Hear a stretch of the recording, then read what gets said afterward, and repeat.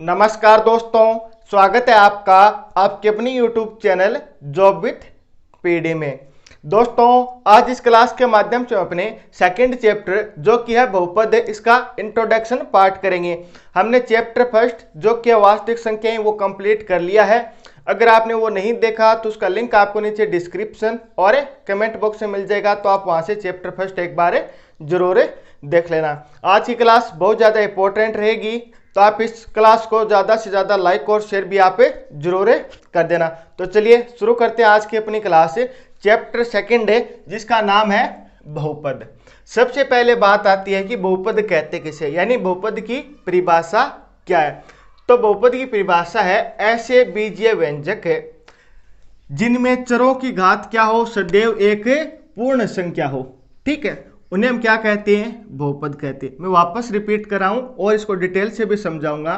ऐसे बीजीय व्यंजक है जिनमें चरों की घात सदैव क्या हो, पूर्ण संख्या हो, बहुपद कहलाता है। तो बहुपद की परिभाषा समझने के लिए आपको सबसे पहले पता होना चाहिए कि बीजीय व्यंजक किसे कहते हैं।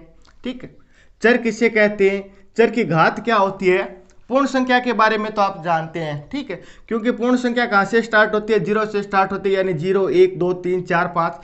इस प्रकार पूर्ण संख्या तो कहां तक चलती है, अनंत तक चलती है। तो पूर्ण संख्याओं के बारे में तो आपको पता है। आपको किसके बारे में जानना है, बीजीय व्यंजक, चर, अचर क्या होता है, चर की घात क्या होता है, इनके बारे में भी आपको पता है, वो होना चाहिए। ठीक है, सबसे पहले बात करते हैं चर क्या होता है, अचर क्या होता है। जब भी दोस्तों चर और अचर के मध्य गणितीय संक्रिया होती है ना, तो किसका निर्माण होता है, बीजीय व्यंजक का निर्माण होता है। ठीक है, जब भी चर और अचर के मध्य गणितीय संक्रिया यानी जोड़ हो, घटाव हो, गुणा हो, भाग हो, तब किसका निर्माण होगा, बीजीय व्यंजक का निर्माण होगा। तो चलिए आपको यह तो समझ में आ गया कि बीजीय व्यंजक कैसे बनेगा। तो बीजीय व्यंजक के अंदर क्या होगा, चर भी होगा और अचर भी होगा, और उनके मध्य क्या होगी, गणितीय संक्रिया होगी, तब वो क्या बनेगा, बीजीय व्यंजक बनेगा। तो ये चर क्या है, तो ये बीजीय व्यंजक के अंदर जब भी हम अंग्रेजी वर्णमाला के अक्षर, अंग्रेजी वर्णमाला क्या होती है आपकी, ए बी सी, इस प्रकार लेकर ये एक्स वाई जेड। ठीक, या आपके हिंदी वर्णमाला के अक्षर क ख ग, इस प्रकार आपकी पूरी हिंदी वर्णमाला के अक्षर। यानी कि अगर हम बीजीय व्यंजक के अंदर A B C D X Y Z या क ख ग इनका इस्तेमाल करेंगे ना, उन्हें हम क्या बोलेंगे, चर बोलेंगे। समझ में आ गया होगा कि बीजीय व्यंजक के अंदर जब भी हम अंग्रेजी या हिंदी वर्णमाला का कोई भी अक्षर हम प्रयोग करेंगे ना, उससे हम क्या बोलेंगे, चर बोलेंगे। चर को इंग्लिश में वेरिएबल भी बोलते हैं, यानी इसका मान है वो चेंज होता रहता है। किसी क्वेश्चन के लिए x का मान 4 आ जाता है, किसी के लिए 5 आ जाता है, किसी के लिए 10 आ जाता है, यानी इसका मान है वो चेंज होता रहता है, इसलिए इसको हम चर बोलते हैं। ठीक है, अब बात कर लेते हैं कि अचर क्या होता है। अचर को इंग्लिश में हम कांस्टेंट बोलते हैं, यानी जिसके हम क्या बोले, नियतांक बोले। तो अचर क्या होगा, जिसका मान कभी भी बदलता नहीं हो।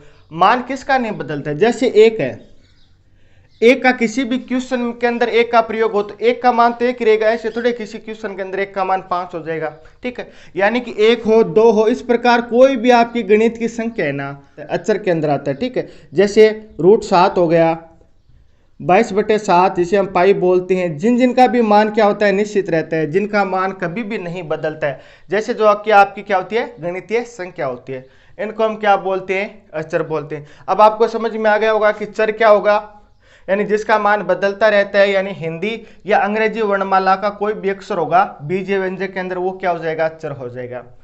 अचर क्या होगा, जिसका मान क्या रहता है, हमेशा निश्चित रहता है। ठीक है, वो क्या होता है, अचर होता है। जब चर और अचर के मध्य गणितीय संक्रिया यानी इनके मध्य जोड़ हो, घटाव हो, गुणा हो, भाग हो, जब चर और अचर के मध्य गणितीय संक्रिया होगी तब किसका निर्माण होगा, बीजीय व्यंजक का निर्माण होगा। और इसको एग्जाम्पल के माध्यम से समझ लेते हैं। जैसे इसमें से हमने कोई भी एक चर उठा लिया, मान लीजिए हमने x लिया है। ठीक है, क्योंकि ज्यादातर हम चर के रूप में x का प्रयोग करते हैं। मान लीजिए मैंने x लिया, ठीक है, गणितीय संक्रिया के लिए मैंने यहां से क्या उठा लिया, प्लस उठा लिया, और इधर से आप कोई भी एक संख्या उठा लीजिए, मैंने शुरुआत वाली संख्या 1 ही उठा ली, तो ये क्या हो गया, x + 1 हो गया। तो ये क्या है, आपका बीजीय व्यंजक है। क्यों, कि इसके अंदर एक चर आ रहा है जो कि क्या है, x है, इसके अंदर एक अचर आ रहा है जो कि क्या है, 1 है, और इसके मध्य गणितीय संक्रिया क्या हो रही है, प्लस हो रही है। इसके अलावा प्रत्येक संख्या के गुणा में 1 होता है, तो यानी x के गुणा में भी 1 है, तो यानी कि ये इसको इस प्रकार भी लिख सकते हैं, 1 × x। ठीक है, तो इसके अंदर ये देखो चर आ रहा है, ये अचर आ रहा है और इनके मध्य गणितीय संक्रिया क्या हो रही है, गुणा हो रही है।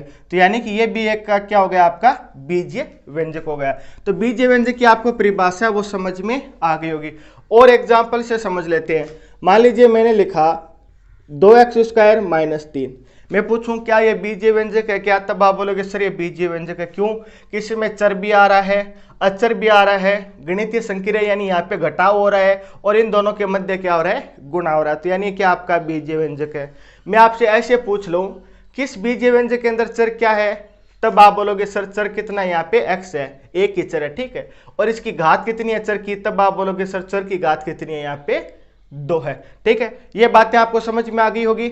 और एग्जाम्पल के माध्यम से समझते हैं। मान लीजिए मैंने लिखा √5x³ - 2x² + 7। मैं पूछूं क्या ये बीजीय व्यंजक है क्या, तब आपका आंसर क्या होगा कि सर ये बीजीय व्यंजक है। मैं पूछूं कैसे, कि सर इसके अंदर ये देख लिया चर भी आ रहा है, ठीक है, और यहाँ पे ये चर भी आ रहा है और इनके मध्य गणितीय संक्रिया भी हो रही है। जैसे यहाँ पे इन दोनों के मध्य गुणा, फिर ये घटाव हो रहा है, यहाँ पे भी गुणा हो रहा है, ये क्या हो रहा है आपका यहाँ पे जोड़ हो रहा है। तो यानी क्या हो जाएगा, ये बीजीय व्यंजक होगा। और एग्जाम्पल के माध्यम से समझ लेते हैं। मान लीजिए मैंने लिखा √x, ठीक है, +3, तो क्या ये बीजीय व्यंजक है क्या, तब आप बोलोगे सर है। कैसे? कि ये लीजिए x यानी ये क्या आ गया आपका चर आ गया, ये क्या है प्लस है, ये अचर आ गया। तो यानी चर और अचर के मध्य क्या होगी, गणितीय संक्रिया होगी, यानी ये क्या होगा आपका बीजीय व्यंजक होगा। मान लीजिए मैंने सीधा लिख दिया y और मैं पूछूं क्या ये बीजीय व्यंजक है क्या, तब आपका आंसर क्या होगा, तब आपका आंसर होगा सर ये बीजीय व्यंजक है। क्योंकि मैंने अभी बताया था कि प्रत्येक संख्या के गुणा में 1 होता है, तो इसके संख्या में भी क्या है, यानी कि इसके गुणा में भी 1 है, ठीक है। तो यानी यहाँ पे क्या आ गया, ये चर आ गया, ये क्या आ गया अचर आ गया और इनके मध्य गणितीय संक्रिया भी हो गई, यानी ये भी क्या हो गया बीजीय व्यंजक हो गया। और एग्जाम्पल के माध्यम से समझ लेते हैं। मान लीजिए मैंने लिखा x⁻² - 2 √2x - 6, ठीक। मैं पूछूं क्या ये बीजीय व्यंजक है क्या, तब आप बोलोगे सर बीजीय व्यंजक है। कैसे? कि इसके अंदर चर भी आ रहा है, अचर भी आ रहा है और इनके मध्य क्या हो रही है, गणितीय संक्रिया भी हो रही है। तो ये क्या हो जाएगा, बीजीय व्यंजक हो जाएगा। यानी बीजीय व्यंजक की क्या परिभाषा है, एक इसमें चर होगा, एक अचर होगा, ठीक है, ज्यादा भी हो सकते हैं, कम से कम एक चर होगा, एक क्या होगा अचर होगा और इनके मध्य क्या होगी, गणितीय संक्रिया भी होगी, तभी आपका क्या कहलाएगा, बीजीय व्यंजक कहलाएगा, ठीक है। मैं पूछूं बताइए 2 है, ये डायरेक्ट 2, क्या ये भी एक बीजीय व्यंजक हो सकता है क्या, क्या ये बीजीय व्यंजक है, तब आप बोलोगे सर हाँ ये भी बीजीय व्यंजक है। अब मेरा क्वेश्चन है कि यहाँ पे चर कहाँ पे है, कोई चर थोड़ी है इसमें, यानी अंग्रेजी या हिंदी वर्णमाला का कोई अक्षर आया है क्या, तब बोलोगे सर नहीं आया, तो फिर ये बीजीय व्यंजक कैसे हुआ। तो प्रत्येक संख्या के गुणा में क्या होता है, 1 होता है, तो हमने यहाँ पे भी 1 लगा दिया। मैंने आपको पिछले चैप्टर में अच्छी तरह से ये बात बताई थी, अगर किसी भी संख्या की घात 0 होता है ना, उसका मान क्या होता है, 1 होता है। जैसे अगर 1 की घात 0 है तो इसका मान भी क्या होगा, 1 होगा। x की घात 0 है तो इसका मान भी क्या होगा, 1 होगा। यानी हम 1 की जगह क्या लिख सकते हैं, x की घात 0 लिख सकते हैं, यानी कि इसको हम क्या लिख सकते हैं, 2 गुणा x की घात 0, ठीक है। तो ये यहाँ पे क्या आ गया, अचर आ गया, ये क्या हो गया, अचर आ गया और इनके मध्य क्या होगी, गणितीय संक्रिया होगी, यानी 2 भी आपका क्या है, एक बीजीय व्यंजक है। अब हम अपने टॉपिक पे आते हैं, जो कि क्या था, बहुपद था। बहुपद की क्या परिभाषा थी, अब आप इसको पढ़िए, आपको अच्छे से समझ में आ जाएगा कि ऐसा बीजीय व्यंजक, ये सभी क्या है, बीजीय व्यंजक है, ठीक है। ये सभी के सभी हमने बीजीय व्यंजक के उदाहरण लिख रखे हैं। इनमें क्या बोला गया है कि ऐसे बीजीय व्यंजक जिनमें चरों की घात सदैव क्या हो, पूर्ण संख्या हो। पूर्ण संख्या भी आपको पता है, तो इनमें से आपको देखना है कि कौन कौन सा बहुपद है, कौन सा बहुपद नहीं है, ठीक है। तो बहुपद होने के लिए पहले क्या होना चाहिए, बीजीय व्यंजक होना चाहिए। बीजीय व्यंजक के लिए चर हो, अचर हो, उनके मध्य गणितीय संक्रिया भी होनी चाहिए। आगे हम एक्सरसाइज के क्वेश्चन करेंगे ना, तब ये बातें आपको और अच्छे से समझ में आएगी। अभी जितना भी आपको समझ में आ रहा है ना, उतना ज़्यादा से ज़्यादा आपको समझने की कोशिश करना है। अगर कोई बात समझ में नहीं आ रही है तो आप कमेंट करके बताएं, बिल्कुल भी मत घबराएं, मैं और उसको सरल तरीके से बताने की भी आपको कोशिश करूंगा, ठीक है। तो यानी कि बीजीय व्यंजक जिसकी घात क्या हो, एक पूर्ण संख्या हो। चलिए देखते हैं, यह एक बीजीय व्यंजक है, क्या इसमें चर की घात पूर्ण संख्या है क्या, तो इसमें चर की घात कितनी है, 1 है। 1 तो अपना क्या है, पूर्ण संख्या के अंदर आता है, तो यानी ये भी क्या होगा, एक बहुपद होगा। सेकंड क्वेश्चन है 2x² - 3, इसमें चर क्या है, तब आप बोलोगे सर चर क्या है, x है। चर की घात क्या है, पूर्ण संख्या, क्योंकि 2 किस में आता है, पूर्ण संख्या में आता है, यानी ये भी अपना क्या हो जाएगा, एक बहुपद हो जाएगा। नेक्स्ट क्या है, √5x³ माइनस ये क्या है, 2x² प्लस 7। इसमें क्या बहुपद कौन कौन से, ये बहुपद है या नहीं, तो इसके लिए चर क्या है, एक x है, यहाँ पे भी x आ रहा है, तो यहाँ पे x³ है, यहाँ पे x² है, यानी ये दोनों क्या है, पूर्ण संख्या है, तो ये भी बहुपद हो जाएगा। नेक्स्ट क्वेश्चन क्या है, √x + 3। √x का मीन्स क्या होता है कि ये क्या है, x⁴ + 3 है। क्या 1/2 पूर्ण संख्या होती है क्या, बताइए, 1/2 पूर्ण संख्या होगी क्या, तब आप बोलोगे सर 1/2 पूर्ण संख्या नहीं होती। अगर पूर्ण संख्या ये नहीं है तो यानी ये बहुपद भी अपना नहीं होगा। नेक्स्ट के अंदर देखें तो इसके अंदर घात कितनी है, 1 है, तो यानी ये भी अपना बहुपद हो जाएगा। आगे बढ़ते हैं, इसके अंदर देखें तो पावर यहाँ पे क्या है, -2 है। आगे आपको बढ़ने की जरूरत ही नहीं है, क्योंकि -2 पूर्ण संख्या के अंतर्गत आता ही नहीं है, यानी माइनस वाली संख्या कभी भी इसके अंदर नहीं आती पूर्ण संख्या के अंदर, तो ये क्या हो जाएगा आपका, ये भी बहुपद नहीं होगा। ठीक, इसी प्रकार आगे बात करें, जैसे 2 है, 2 को हमने क्या लिखा था, 2 × x⁴, तो 0 तो पूर्ण संख्या के अंदर का आता है, यानी कि चर की घात 0 तो हो सकती है, तो यानी 0 है, तो यानी ये 2 भी अपना क्या हो जाएगा, एक बहुपद हो जाएगा।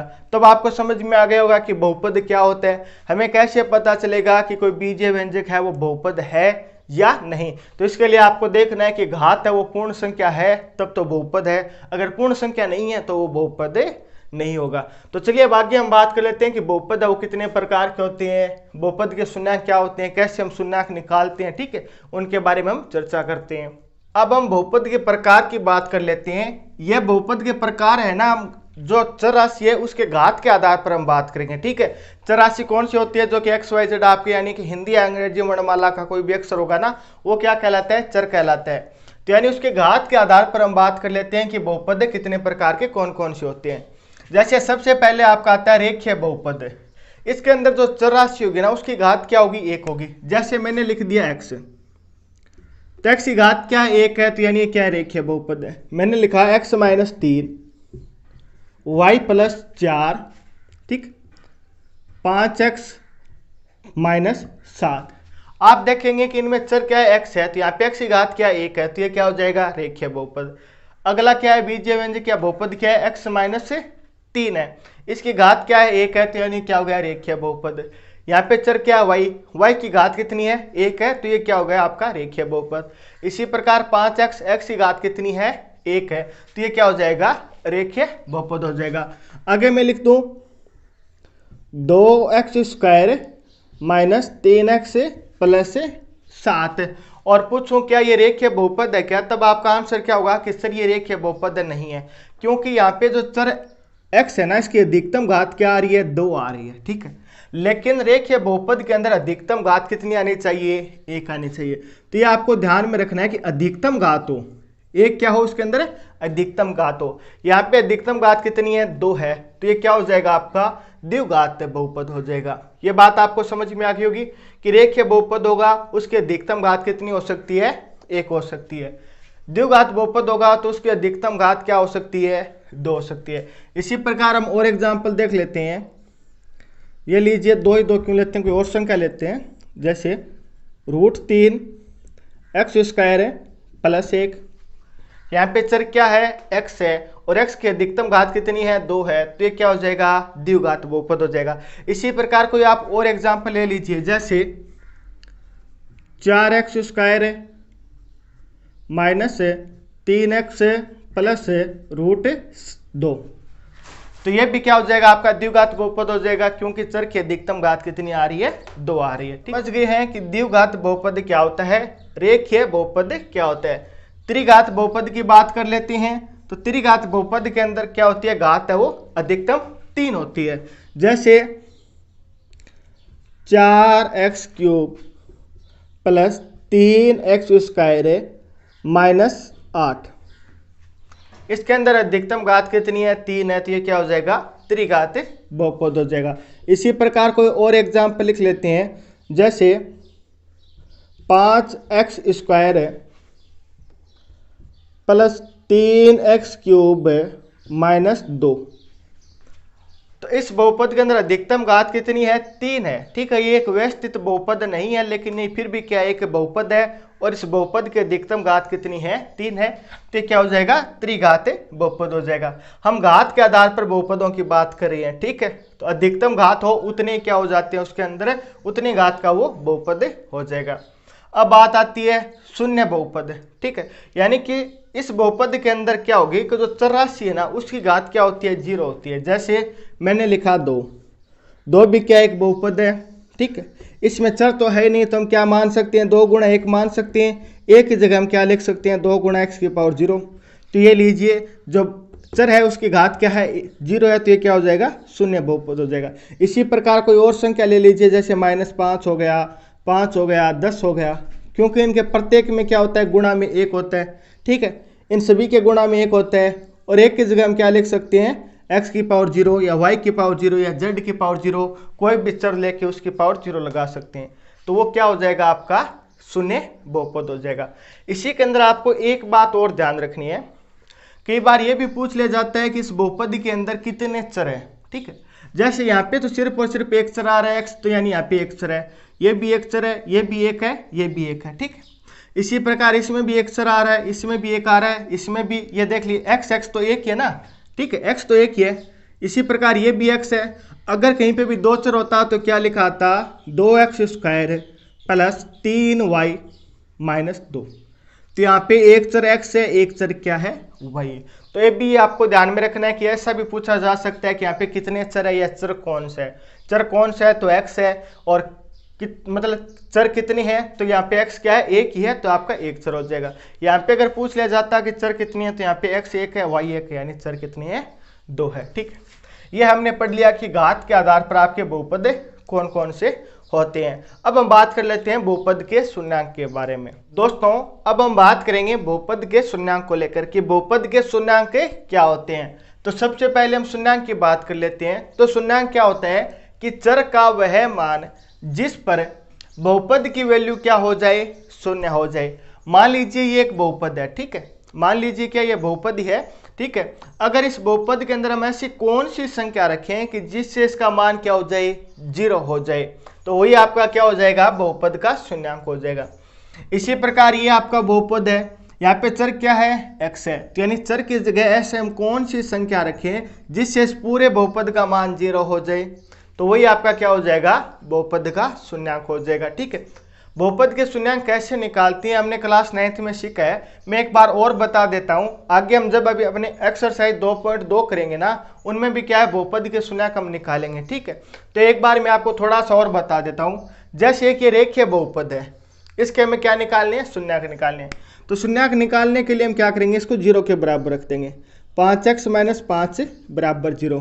ये 5 माइनस का इस साइड चले जाते क्या हो जाएगा? प्लस का हो जाएगा, तो यानी 5x बराबर क्या हो जाएगा? 5। हमें x की वैल्यू निकालनी है, तो 5 इसके नीचे आ जाएगा, तो यानी 5 अपॉन क्या हो जाएगा? 5, तो इसका मान क्या होगा?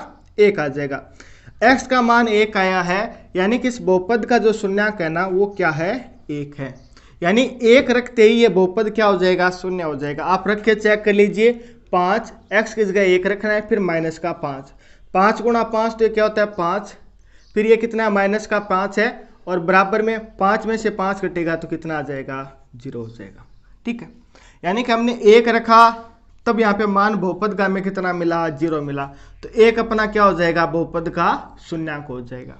ठीक है, शून्यांक आपको समझ में आ गया होगा कि चर का वह मान जिस पर बहुपद की वैल्यू क्या हो जाए? 0 या 0 हो जाए। इसी प्रकार ये कोई द्विघात बहुपद हमें दिया गया है, इसके हमें शून्यांक निकालने हैं। तो शून्यांक निकालने के लिए हमने क्लास 9th में गुणनखंड विधि पढ़ी थी कि यानी कि इस 5 के हमें टुकड़े करने हैं। किस प्रकार करने हैं? टुकड़े में इस प्रकार करने हैं कि उनको जोड़ने या घटाने पे तो क्या मिले? माइनस का 5 मिले, और उनको गुणा करने पे हमें कितना मिलना चाहिए? प्लस का 6, क्योंकि यहाँ पे 1 है इसके आगे और ये 6 का गुणा 1 से तो कितना आ गया अपना? 6। यानी हमें 2 ऐसी संख्याएं देखनी है जिनको जोड़ने या घटाने पे तो माइनस का 5 मिले, गुणा करने पे 6 मिले। तब आप कहोगे सर कि 1 - 2 ले लीजिए, 1 - 3 ले लीजिए। -2 का गुणा -3 से होगा तो प्लस का 6 होगा, जोड़ने पे माइनस का 5 आएगा। तो यहाँ पे लिख लेते हैं x² - 5x की जगह में क्या लिखना है? माइनस का 2x माइनस का 3x प्लस 6। ठीक है, इसके शून्यक निकालने हैं तो यानी इसको हम क्या कर देंगे, 0 के बराबर रख देंगे। ठीक है, अब यहाँ से हम क्या करेंगे, जो भी कॉमन आ रहा है वो ले लेंगे। जैसे यहाँ से x कॉमन आ रहा है तो ये x आ गया, तो x माइनस 2। ठीक है, यहाँ से -3 को हम बाहर ले लेंगे तो ये क्या हो जाएगा, x से -2 बराबर 0।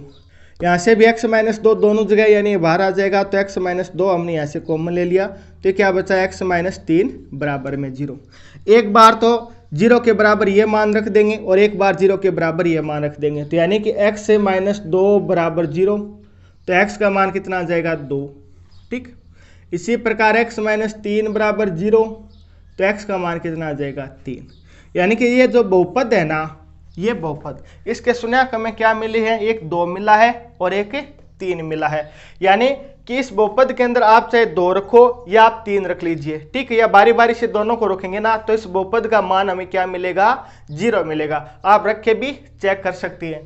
तो ये क्या होते हैं, बहुपद के शून्यक होते हैं। यानी चर का वह मान जिस पे बहुपद की वैल्यू क्या हो जाए, 0 हो जाए, वो क्या कहलाता है, बहुपद का शून्यक कहलाता है। अब आपको समझ में आ गया होगा शून्यक क्या होता है, किस प्रकार इन्हें हम निकालते हैं, किस प्रकार निकालते हैं, आगे हम और भी चर्चा करेंगे।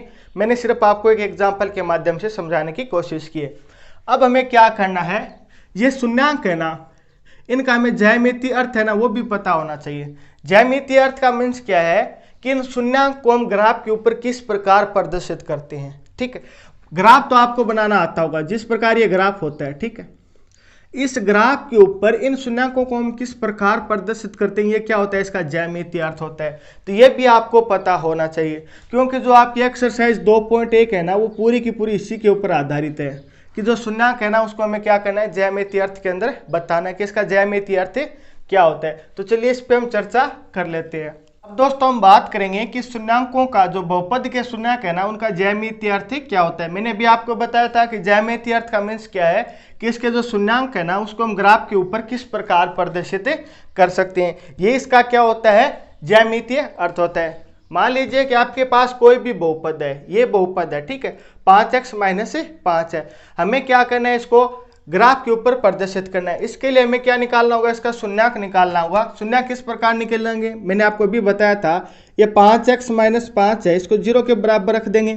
ठीक है, तो आपके x के मान क्या आ जाएगा, 1 आ जाएगा, क्योंकि 5 इस साइड जाती है प्लस का और 5 इसके नीचे आती है, क्या हो जाएगा, 1 है। तो यानी इस बहुपद का शून्यक क्या आ गया, 1 आ गया। बहुपद का शून्यक अर्थ क्या है कि अगर 1 का मान यहाँ पे x में रखेंगे ना, तो बहुपद की वैल्यू हमें क्या मिलेगी, 0 मिलेगी। यानी कि x बराबर 1 रखेंगे तो ये px आपका यहाँ पे क्या हो जाएगा, 0 हो जाएगा। इस बात को हमें क्या करना है, ग्राफ के ऊपर प्रदर्शित करना है। तो सबसे पहले आप ग्राफ बना लीजिए। ठीक, ये आपका क्या होता है, मूल बिंदु होता है जहाँ पे 0 0 होता है, यानी x भी 0 होता है, y भी 0 होता है। ये साइड क्या होती है आपकी x, ये x डैश यानी ऋणात्मक x, ये ऊपर वाला y, नीचे वाला y डैश यानी ऋणात्मक y हो जाएगा। इसके अंदर आप कुछ पॉइंट ले लीजिए, जैसे अपने यहाँ पे 5 पॉइंट का जिक्र है तो हम 5 पॉइंट लेते हैं। 1 2 3 4 5, 1 2 3 4 5, 1 2 3 4 5, 1 2 3 4 5। ठीक है, अब ये क्या, एक आपका रेखीय बहुपद है। ठीक है, रेखीय बहुपद है। इस बहुपद के अंदर हम x की वैल्यू 0 रखेंगे ना, तब x की वैल्यू 1 रखेंगे, तब हमें बहुपद का मान हमें क्या मिल रहा है, 0 मिल रहा है। इसको हम इस प्रकार भी बना सकते हैं। ठीक है, एक जगह तो हम क्या रख देंगे, x की वैल्यू रख देंगे, एक जगह हम क्या कर देंगे, बहुपद। यानी कि x की वैल्यू क्या रखने पे हमें बहुपद का मान क्या मिल रहा है। जैसे x की वैल्यू अगर हम 0 रखें, x की वैल्यू 0 रखेंगे तो बहुपद का मान हमें क्या मिलेगा, -5 मिलेगा। अगर x की वैल्यू 1 रखें तो बहुपद का मान हमें क्या मिलेगा, 0 मिलेगा। इसी प्रकार अगर x की वैल्यू हम क्या रखें, यहाँ पे 2 रखें, अगर x की वैल्यू 2 रखें तो ये 2 का गुणा किससे होगा, 5 से होगा। तो यानी 10 में से 5 घटेगा तो ये हमें क्या मिलेगा, 5 मिलेगा। ठीक है, ये हमने क्या किया, x का मान रखा, तो बहुपद हमें क्या दे रहा है, x का मान 0 रखने पे बहुपद में -5 आ रहा है, 1 रखने पे 0 आ रहा है, 2 रखने पे क्या आ रहा है, 5 आ रहा है। तो आप बारी बारी से पॉइंट लिख दीजिए। सबसे पहले हमने क्या किया है, x की वैल्यू 0 रखी है, तो x 0 कहाँ पे होगा, यहाँ पे होगा। बहुपद की वैल्यू हमें क्या मिली है, -5, यानी y पे देखिए आप -5 कहाँ पे है, तो यानी आपका ये पॉइंट हो जाएगा। ये पॉइंट क्या होगा, 0 - 5 होगा। ठीक है, इसी प्रकार फिर हमने बहुपद की वैल्यू क्या रखी है 1, यानी ये रहा 1। फिर हमें ये बहुपद की वैल्यू क्या मिली है 0 मिली है, तो यानी ये पॉइंट हो जाएगा 1 0। आगे देखिए हमने x की वैल्यू क्या रखी है 2 रखी है, और हमें इस जो बहुपद है इसकी वैल्यू क्या मिली है 5 मिली है, तो यानी x की वैल्यू सॉरी यहाँ पे ये 1 है, 1 0 वाला पॉइंट ये 2 है, ठीक है। और बहुपद की वैल्यू हमें क्या मिली है 5 मिली है, तो यानी यह कहाँ पे है, ये आपका यहाँ पे है। अब हम इन तीनों पॉइंट को मिलाएंगे ना, ठीक है, ये है वो पहले वाला पॉइंट। इन तीनों पॉइंट को मिलाएंगे तो ये क्या मिलेगा, एक हमें सीधी रेखा मिलेगी। ये लीजिए इन तीनों को हमने मिला दिया तो ये हमें क्या मिली है कि सीधी रेखा मिली है, ठीक है। यहाँ पे ये ब्लैक बोर्ड पे ऊपर ये लाइन डायरेक्ट नहीं खींची जा रही है, लेकिन जब भी आप इसको स्केल से ऐसे खींचेंगे ना तब आपको एकदम ये सीधी रेखा मिलेगी। तो ये क्या है, एक रेखीय बहुपद है। रेखीय बहुपद इसको हम क्यों बोलते हैं आपको पता चल गया होगा, क्योंकि इसके अंदर एक ग्राफ के ऊपर इसको प्रदर्शित करते हैं तो एक सीधी रेखा में मिलती है। जो आपकी एक्सरसाइज 2.1 है ना उसी के ऊपर डिपेंड है। कैसे कि जैसे ये रेखा है, ठीक है, ये रेखा है, तो इसने हमें इस जो ग्राफ है इस पे कहाँ पे काटा है, एक्स एक्स पे इस बिंदु पे काटा है, तो वहाँ पे एक्स एक्स का मान क्या है 1 है। तो वही देख लीजिए अपने बहुपद का शून्यांक भी क्या है 1 है, ठीक है। तो शून्यांकों का ज्यामितीय अर्थ क्या है कि हमें कोई भी एक ग्राफ दे दिया जाएगा, ठीक है। मान लीजिए कि ऐसे आपको एक ग्राफ दे दिया जाएगा और ग्राफ के ऊपर आपको या तो इस प्रकार की कोई ऐसे लाइन दे दी जाएगी, या आपको इस प्रकार का कोई ग्राफ दे दिया जाएगा, या आपको ऐसे दे दिया जाएगा और पूछा जाएगा कि इसके अंदर कितने शून्यांक है। आपसे पूछा क्या जाएगा इसके अंदर कितना शून्यांक है। जैसे मान लीजिए कि आपको इस प्रकार दिया जाए और आपसे बोला जाएगा इसके अंदर कितने शून्यांक है, तो शून्यांक कैसे हो गए देख लीजिए। ये कहाँ पे हमें काट रहा है, एक एक्स एक्स पे काट रहा है, वो इसका क्या है शून्यांक है। तो यानी जो भी एक्स एक्स पे पॉइंट है ना वो क्या हो जाएंगे, इसके शून्यांक हो जाएंगे। यानी एक शून्यांक ये है, एक शून्यांक ये है, एक शून्यांक ये है, तो इसके अंदर कुल कितने शून्यांक है 3 है। अगर कोई ग्राफ जितनी बार भी एक्स एक्स पे काटेगा ना उतने उसके क्या होंगे शून्यांक होंगे। जैसे ये एक ग्राफ है, ये ग्राफ मान लीजिए इस प्रकार है ना, एक्स एक्स पे कितनी बार काट रहे हैं 2 बार काट रहा है, एक बार ये एक बार ये, तो ये 2 ही अपने क्या हो जाएंगे इस बहुपद के शून्यांक हो जाएंगे, ठीक। ये बात आपको समझ में आ गई कि बहुपद के शून्यांक क्या होते हैं, इसका ज्यामितीय अर्थ क्या होता है। आपको मेन बात क्या ध्यान में रखनी है, यही ध्यान में रखनी है कि जो कोई ग्राफ होता है ना, ठीक है, वो एक्स एक्स पे कितनी बार काट रहा है, जितनी बार एक्स एक्स पे काटेगा ना उतने उसके क्या हो जाएंगे शून्यांक हो जाएंगे, ठीक। ये दोस्तों अपने सेकंड चैप्टर का इंट्रोडक्शन पार्ट हो गया।